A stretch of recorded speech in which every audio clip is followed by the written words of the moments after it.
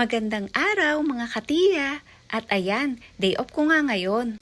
Ay wala naman akong pupuntahan at gagawin sa labas, kaya dito na nga laang muna ako sa aming dorm. Ay mabuti na rin nga yung hindi naman lumalabas minsan at nang makatipid nga din.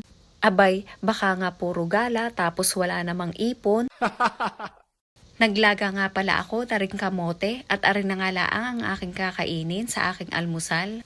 At habang ang naglalaga ako ng kamote, ay nagwalis-walis nga ako muna din sa aming kwarto. Abay, kapag ka nga garning wala laang akong pasok, saka nga laang ako nakakapagwalis at nakakapaglinis din. Ay 5 nga pala kami din sa aming kwarto, 4 na panggabi at 1 pang umaga, kaya nga dapat marunong ka rin sa pakikisama. Ay nauuhaw na nga ang inyong tiya sa pagwawalis, kaya kukuha na nga muna ako na rin tubig din sa aming water dispenser sa labas. Garni nga pala ang itsura ng aming dorm, abay maganda at malinis naman nga din. At ayan, andini nga pala ang aming water dispenser. Ay mainit na tubig nga laang ang aking kinukuha din at pangtimpla ko nga laang naman ang aking gatas. Dini nga rin pala ang aming labahan, ipakita ko sa inyo. O yan, meron nga pala dining 3 washing machine, 2 dryer at 2 spinner.